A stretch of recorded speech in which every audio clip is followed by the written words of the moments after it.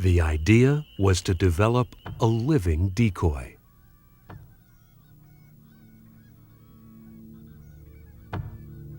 A dog to entice and direct the curiosity of waterfowl with fox-like character.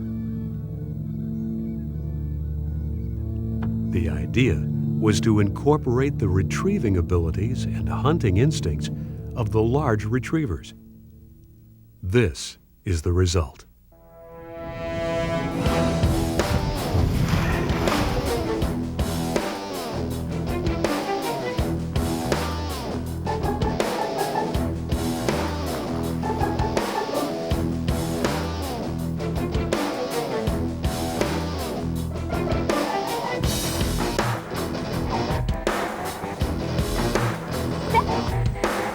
Good girl, come on, come on.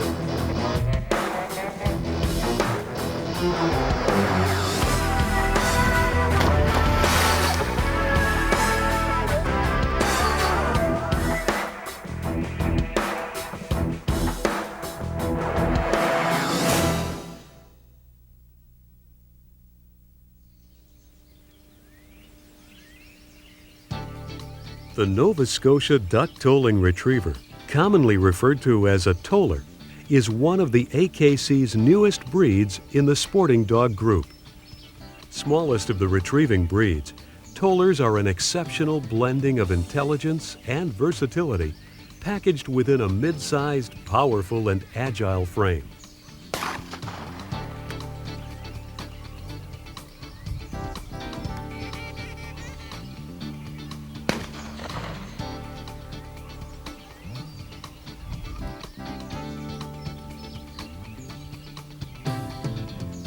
The toller is an outstanding retriever, equally at home in upland hunting and in the water.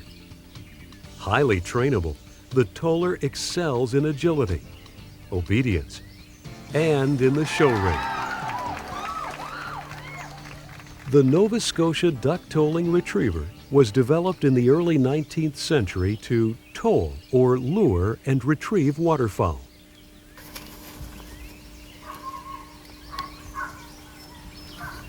The playful action of the toller retrieving a stick or ball along the shoreline arouses the curiosity of the ducks offshore. They are lured within gunshot range, and the dog is sent out to retrieve the dead or wounded birds.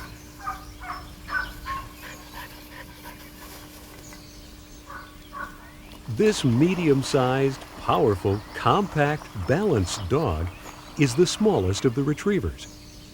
The toller's attitude and bearing suggest strength with a high degree of agility. He is alert, determined, and quick with a keen desire to work and please. One of the major differences in this breed when compared to the other retrievers is its personality. Tollers have a spark of unique individualism.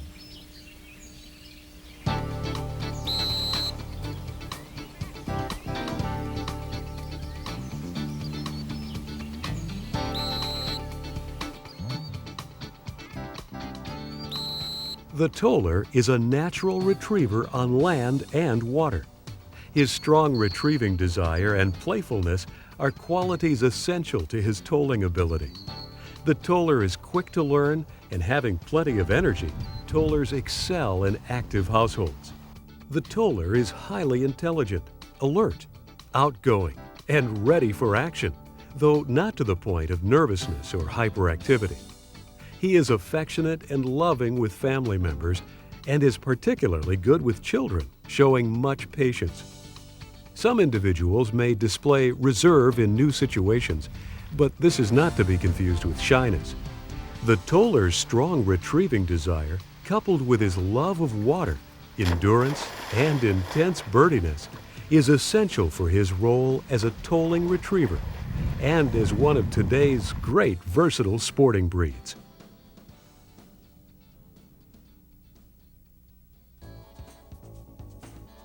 You'll be seeing many examples of the Nova Scotia duck tolling retriever in this video.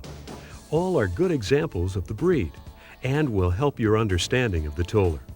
No one part of the dog is more important than any other. That being said, let's take a look at the toller in relation to the standard.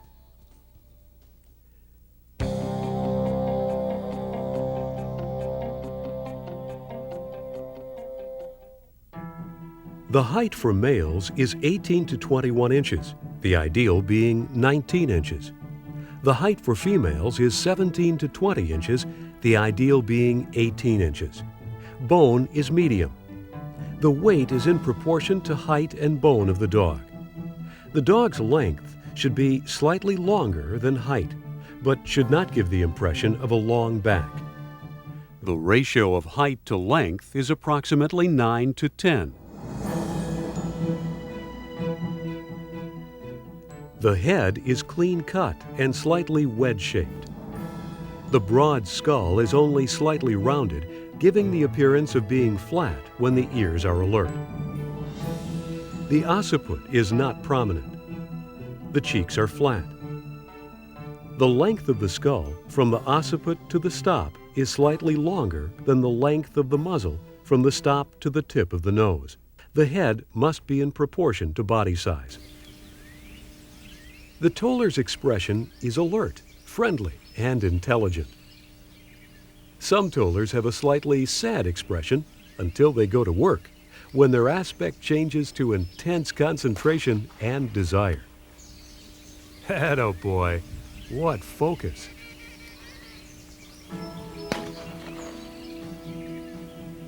The eyes are set well apart, slightly oblique, and almond in shape.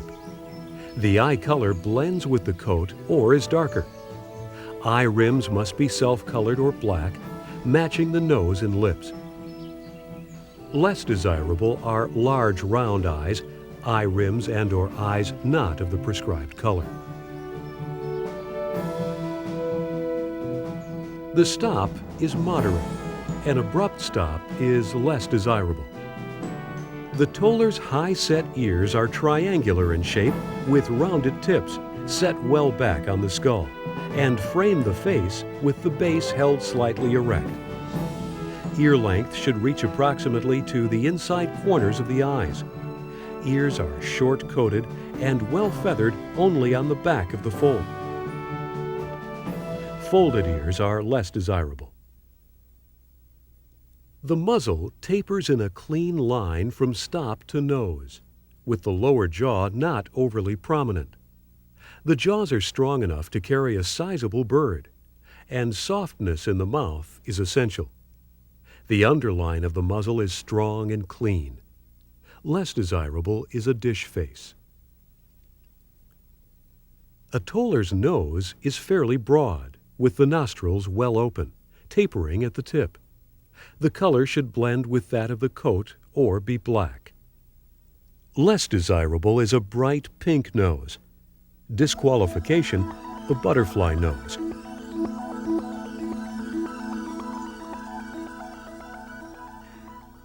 Lips fit fairly tightly, forming a gentle curve in profile with no heaviness in the flews. The correct bite is tight scissors. Full dentition is required. Disqualifications, undershot bites, wry mouths, or any bite overshot by more than an 1/8 inch. The neck is strongly muscled and well set on, and is of medium length and straight. There should be no indication of throatiness.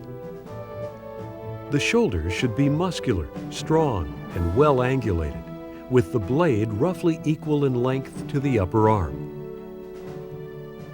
The body is deep in chest, with good spring of rib, and the brisket reaches to the elbow. Ribs are neither barrel-shaped nor flat. The top line is level. The back is strong, short, and straight.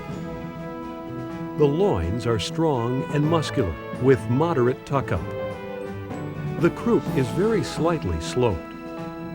The rear and front angulation should be in balance. The upper and lower thighs are equal in length. The stifles are well bent. The toller's tail follows the natural, very slight slope of the croup, is broad at the base, and is luxuriant and well feathered. The last vertebra reaches at least to the hock. The tail may be carried below the level of the back except when the dog is alert, when it is held high in a curve, though never touching the body. Less desirable is a tail that is too short, kinked, or curled over touching the back, or a tail carried below the level of the back when the dog is gaiting. The feet should be strongly webbed, slightly oval, medium in size, and tight with well-arched toes and thick pads. Front dew claws may be removed. Less desirable are splayed or paper feet. Disqualification: lack of webbing. The toller's hindquarters are muscular, broad, and square in appearance. The hocks are well let down, turning neither in nor out. Rear dew claws must not be present. The toller was bred to retrieve from icy waters and must have a water-repellent double coat of medium length and softness, and a soft, dense undercoat. The coat may have a slight wave on the back, but is otherwise straight. Some winter coats may form a long, loose curl at the throat. Featherings are soft and moderate in length. The hair on the muzzle is short and fine. Seasonal shedding is to be expected. Overcoated specimens are not appropriate for a working dog and should be faulted. While neatening of the feet and hocks for the show ring is permitted, the toller should always appear natural, never barbered. Whiskers must be present. Less desirable is a coat longer than medium length or an open coat. Color is any shade of red, including orange, ranging from a light golden red through dark coppery red, with lighter featherings, underside of tail and underside of body. As buff may be the most common color disqualification you may encounter, here is an example. Color disqualifications: any coat color without red shades, such as buff, yellow, or brown, a silvery coat, black areas in the coat. Some or all of the following white markings are acceptable: chest, blaze, throat, underjaw, feet front and rear, pasterns, and tail tip. Within this range, there is no preference. Less desirable is no white, or white that extends from the feet beyond the pasterns.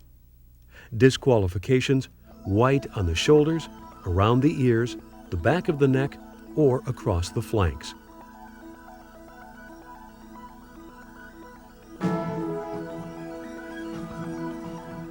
The toller combines an impression of power with a springy gait, showing good reach in front and a strong driving rear. Feet should turn neither in nor out, and legs travel in a straight line. In its natural gait at increased speeds, the dog's feet should converge toward a center line with the top line remaining level.